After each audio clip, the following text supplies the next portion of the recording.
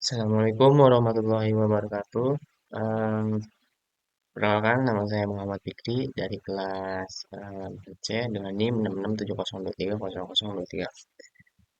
Yang terhormat, dosen pengampu mata kuliah lembaga perwakilan yaitu Ibu Santi Kartika Dewi, SIP MSI.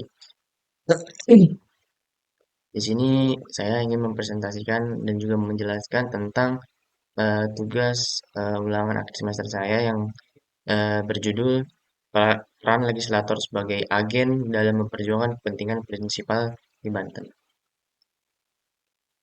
Baik, masuk kepada latar belakang, di mana pada penelitian ini kita mengetahui di Banten sendiri fenomena daripada praktik hubungan legislator dan legislator konstituen yang masih bersifat formalitas tanpa adanya keterlibatan substantif kepada masyarakat di dalam proses pengambilan keputusan itu menjadi apa ya?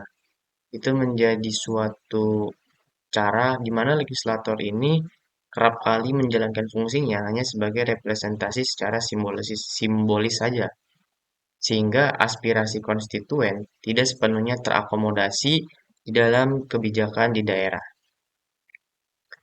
Hal ini dapat menimbulkan ketidakpuasan daripada masyarakat dan juga menurunkan kepercayaan publik.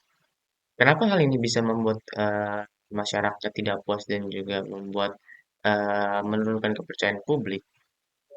Karena lembaga legislatif sebagai wakil rakyat itu tidak menjalankan tugasnya sebagai wakil rakyat yang mendengarkan ataupun menjadi apa ya, representasi. Cuma mereka menjadi perwakilan dari masyarakatnya sebagai simbolis saja begitu. Selanjutnya kita berbicara tentang Provinsi Banten, di mana di Banten itu sendiri pola hubungan yang mempengaruhi daripada legislator sendiri itu masih dipengaruhi oleh praktik patronase dan juga transaksional gitu. Nah, di mana politik transaksional ini itu menghambat menghambat yang namanya terbentuk hubungan yang transparan dan juga akuntabel antara legislator dan juga konstituen begitu. Selanjutnya, selain daripada relasi formal yang terbentuk antara legislatif dan juga konstituen, di Banten itu masih bersifat normatif dan juga kurang substansial, di mana pola hubungan yang harusnya ideal adalah apa ya, adanya kolaborasi, adanya collab antara antara masyarakat dan juga para legislator itu dan melakukan komunikasi yang intensif gitu. Agar apa? Agar aspirasi itu dapat terakomodasi secara efektif. Tapi di dalam kenyataannya di Banten itu sendiri hubungan ini seringkali hanya sebatas formalitas. Tanpa adanya keterlibatan yang mendalam. Jadi hanya sekedar ritual saja gitu. Kondisi ini menimbulkan masalah yang mendasar gitu di dalam proses demokrasi apalagi di tingkat daerah, apalagi kita konsennya di Banten ini. Nah, berdasarkan daripada latar belakang yang saya sebutkan tadi, itu peneliti itu bisa membuat rumusan-rumusan masalah yang ingin dipecahkan yaitu bagaimana sih pola daripada hubungan agen antara legislator dan juga konstituen di Provinsi Banten di dalam praktek demokrasi perwakilan. Dan yang kedua, bagaimana peran daripada legislator itu sendiri di Provinsi Banten di dalam memperjuangkan kepentingan konstituen sebagai prinsipal, sebagai hal yang prinsip gitu. Nah, selanjutnya kita membahas tentang teori. Selanjutnya adalah kita berbicara tentang teori yang digunakan. Dalam pembahasan ini mengenai peran antara legislator sebagai agen di dalam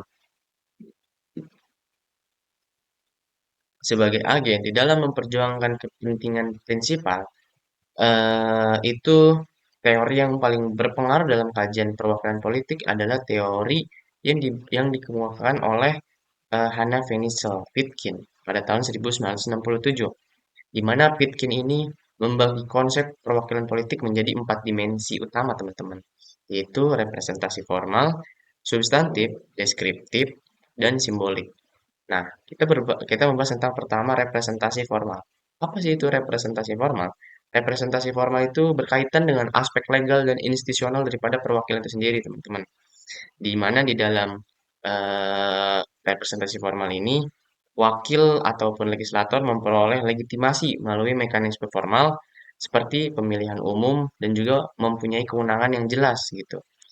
Selanjutnya yang kedua ada representasi substantif, di mana di representasi substantif ini itu menekankan kepada tindakan daripada legislator ini ataupun wakil yang memperjuangkan kepentingan kepentingan daripada masyarakat, kepentingan dan juga aspirasi dari masyarakat di dalam proses pengambilan keputusan politik atau lebih simpelnya dalam membuat kebijakan begitu.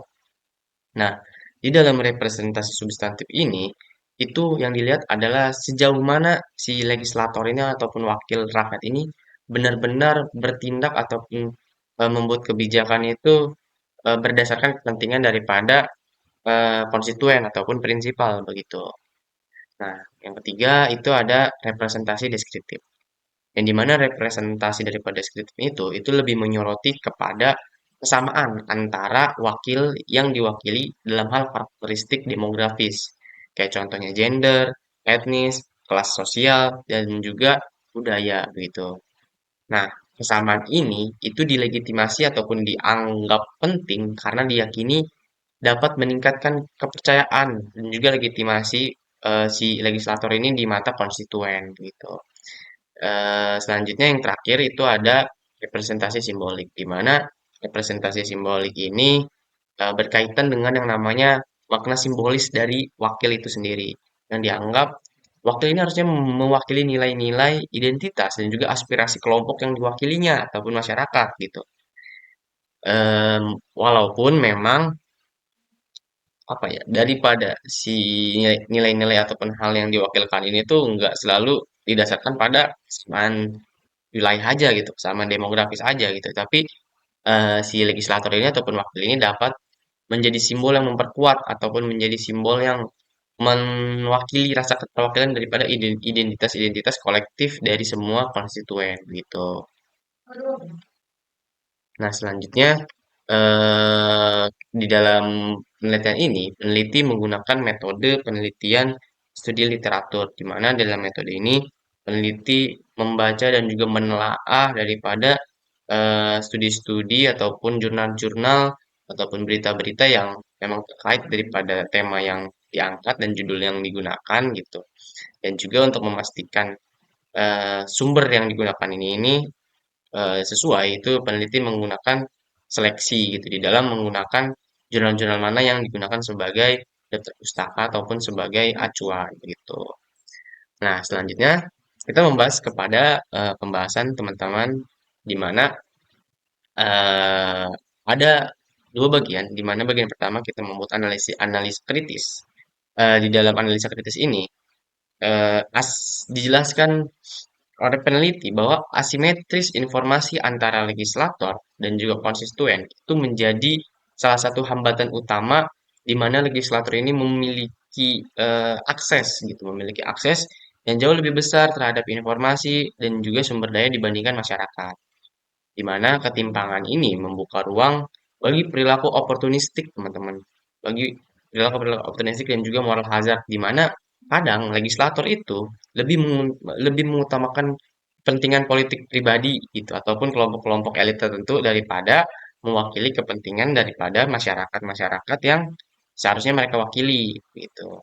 Nah, di dalam sistem demokrasi perwakilan, legislator itu sebagai agen yang diberikan mandat oleh konstituen itu harusnya mewakili kepentingan mereka, mewakili kepentingan konstituen dalam mereka pembuatan kebijakan publik gitu. Namun pada kenyataannya gitu, justru di Banten itu sendiri masih banyak hal-hal yang membuat para agen-agen legislator ini justru tidak membuat kebijakan berdasarkan daripada si konstituen, hanya mewakili kepentingan politik pribadi atau hanya mewakili kepentingan politik daripada kelompok-kelompok elit yang menguntungkan mereka.